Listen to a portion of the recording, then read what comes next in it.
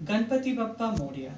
अगले साल जब आप अपने घर में गणपति लाए तो थोड़ा एक बार सोचिएगा कि ये बोलना सच में अभी ज़रूरी रह गया है, कोई मायने रखता है ये बोलने का। गणपति बप्पा मोरया मतलब गणपति बप्पा हमारे हैं, पर गणपति जी जो एक एनिमल कम्युनिटी को रिप्रेजेंट करते हैं, एलिफेंट, क्योंकि उनको गजानन भी कहा जाता है, जिनका मुख गज अर्थात हाथी की तरह है। और हम लोग इतने रिलीजियस, इतने सेक्रेट कंट्री होके, जहाँ पर हम हर जगह पर गणपति जी की पूजा करते हैं, कोई भी अच्छा काम शुरू करने से पहले गणपति जी का पूजा किया जाता है, उसी देश में हम लोग गणेश का जो रिप्रेजेंटेशन है हाथी, उनको मार रहे हैं। क्या आपको लगता है ये कोई नई बात है? केरला में जो हुआ है वो पहली बार हुआ है? अगर आप सोच रहे हैं ऐसा तो ये बिल्कुल गलत है, क्योंकि कुछ महीने पहले ही भी एक ही चीज हुआ था, एक ही सेम चीज हुआ था दूसरे हाथी के साथ। केरला एक ऐसी जगह है, दक्षिण भारत में अभी ऐसे बहुत मंदिर है जहाँ पर हाथियों को रखा जाता है। वहाँ पर जब देवताओं का प्रोसेशन निकलता है, वहाँ पर हाथियों को निकाला जाता है, हाथियों से भीख मंगाया जाता है, हाथियों से मदारी का खेल दिखाया जाता है, हाथियों से इसे बहुत काम करवाया जाता है। आपको शायद पता नहीं होगा, भारत में अभी बस 2000 हाथी ही बाकी है, और इन 2000 हाथियों में से नर हाथी बस 200 ही है। माफ कीजिएगा, 800 नर हाथी है। ये 800 नर हाथी और 1200 मादा हाथी खाली अवशेष है भारतवर्ष में। अगर हम लोग कुछ नहीं करेंगे तो धीरे धीरे, जैसे एशियाटिक लायन, जैसे शेर भारत के पृष्ठभूमि से कहीं लुप्त हो गया, वैसे ही हाथी भी एक दिन लुप्त हो जाएगा। आपको शायद पता नहीं होगा, हाथी कितना महत्वपूर्ण भूमिका पालन करता है हम लोग की बायोडाइवर्सिटी में। जीव वैचित्र और वृक्षों के वैचित्र में हाथी का एक महत्वपूर्ण अवदान होता है। एक हाथी अपने साथ 200 तरीके के गाछ, पेड़ जो होते हैं, उनके जो सीड्स, बीज होते हैं, लेके बहन करता है, और एक जगह से जब वो झुंड भर के दूसरे जगह जाते हैं तो हर जगह पर वो बीज वो रखते जाते हैं, और हर जगह वो नए 200 तरीके के प्रजाति के पेड़ उग जाते हैं। इसी तरीके से जो हम लोग का फॉरेस्ट है वो आगे बढ़ता है, और ये जो 200 प्रकार के वृक्ष है वो लुप्त नहीं होते। पर अगर हाथी ही नहीं रहेगा तो धीरे धीरे वो वृक्ष भी लुप्त होना शुरू हो जाएंगे। तो ये आपसे मेरा दरख्वास्त है, निवेदन है, कृपया थोड़ा आवाज जोर कीजिए। आज के लिए बस अगर हम एक हाथी के बारे में सोचे, जो हुआ उसके लिए बस कुछ न्याय मांगे, तो शायद यहीं पर वो मोर्चा रुक जाएगा। पर इसको रुकने मत दीजिएगा, क्योंकि आज एक हाथी, कल दूसरा हाथी, फिर तीसरा हाथी। आज केरल में हुआ तो शायद कुछ और प्रांत में भी ऐसा ही होना शुरू हो जाएगा। धीरे धीरे हाथी बस गणपति जी का मुंह बन के रह जाएगा, पर सही में हाथी और दिखाई नहीं देगा। तो इसलिए आप लोगों से विनती है, कृपया अगर आप सच में गणपति जी को मानते हैं तो हाथी को बचाइए। कोई भी आपके आसपास जान पहचान में घर में हाथी रखता है तो उनसे रिक्वेस्ट कीजिए हाथी को छोड़ देने के लिए।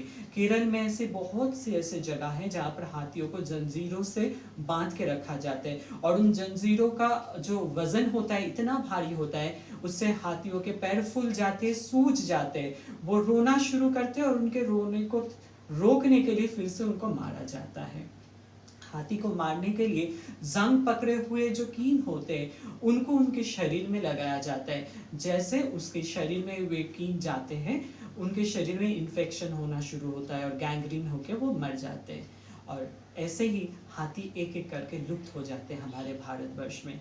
तो आइए इस बार विश्व पर्यावरण दिवस के उपलक्ष्य पे, जहाँ पर पूरी दुनिया यही बोल रहा है it is the time to nurture, आइए हम लोग भी प्रकृति को नर्चर करें, प्रकृति को थोड़ा स्वस्थ बनाएं। खाली दूषण दूर करने से नहीं होगा, दूषण के बाद भी प्रकृति है। प्रकृति को संतुलन में रखने के लिए हर प्रकार की जीव, जिसको हम लोग बायोडाइवर्सिटी बोलते हैं, वो रखना जरूरी है। हम लोग के पुराण वेद और हम लोग की जो माइथोलॉजी है उनमें भी समानता की बात किया गया, इसीलिए एक गजमुख वाले देवता को भी सबसे प्रधान देवता बनाया गया है। अगर हम लोग समानता की बात करें तो यहाँ पर देवताओं के साथ साथ उनके वाहन एनिमल जो होते हैं उनके भी पूजा किए जाते हैं। हम लोग शायद ये धीरे धीरे भूल रहे हैं। लालच और लोभ ये बहुत बुरी बला है। ये ना तो किसी का अच्छा करता है, ना तो अपना अच्छा करता है। अगर आप चाहते हैं कि प्रकृति स्वस्थ रहे, आगे बढ़े, तो कृपया अपना आवाज़ उठाइए। हर कोई इसके बारे में मोर्चा निकालिए। घर में ही बैठ के हो सकता है, सोशल मीडिया में भी आप आवाज़ उठाइए, गौर लगाइए, पुकार लगाइए, ताकि उच्चतम न्यायालय तक ये पहुंच जाए और वो लोग कुछ कर सके। आज गणपति जी की जब बात हो रहा है तो सुन लेते एक छोटी सी कहानी। हम लोग शायद भूल जाते हैं कि हर इंसान में प्रकृति देवी का ही अंश होता है और हर माँ में देवी पार्वती होता है। तो जब भी हम लोग कुछ एनिमल या फिर प्राणियों के साथ, जीवों के साथ गलत करते, अपना शक्ल थोड़ा आईने में देखें और कोशिश करें अपने अंदर छुपे उस प्रकृति को खोजने के लिए। हर माँ में पार्वती होता है, हर प्राणी में प्रकृति देवी होता है। इसलिए जब भी हम लोग कुछ एनिमल के साथ खराब करते हैं, उनको चोट पहुंचाते हैं, तो हम लोग भगवान के साथ ही गलत करते हैं।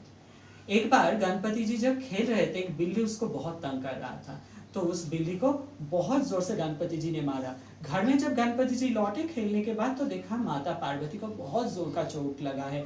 गणपति जी डर गए और उसने पूछा माता पार्वती से कि आपको कैसे चोट लगा।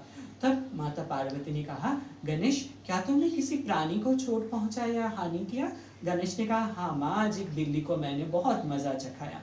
तब पार्वती जी ने कहा, बेटा मैं पार्वती हूँ, मैं प्रकृति देवी हूँ, तुम्हारी माँ नहीं, पूरे विश्व की माँ हूँ मैं। हर प्राणी के शरीर में मैं बसती हूँ। तो अगर तुम किसी भी प्राणी को नुकसान पहुंचाओगे तो तुम मुझे ही नुकसान पहुंचाओगे। उस दिन से गणेश इस बात को समझ गए और उस दिन से वो सारे प्राणी को संवारने के लिए, उनके अच्छाई के लिए उनके देवता बन गए, गणेश बन गए वो। तो अगर अगले साल गणपति में गणपति जी का सही से स्वागत करना है, तो गणपति के जो स्वरूप है हाथी, उनको बचाइए, उनके ऊपर हो रहे इस अत्याचार को रोकिए। हाथी हम लोग की परिवेश को सुंदर बनाती है, संतुलित रखती है। इसको किसी भी लोग, किसी भी मंदिर, किसी भी प्रतिष्ठान का व्यक्तिगत संपत्ति बनाने मत दीजिए। आइए सभी मिलके इस परिवर्तन के रास्ते में आगे बढ़े, एक एक करके कुछ नया बदलाव लाते हैं। आइए इस विश्व पर्यावरण दिवस के उपलक्ष्य पे ये शपथ लेते हैं।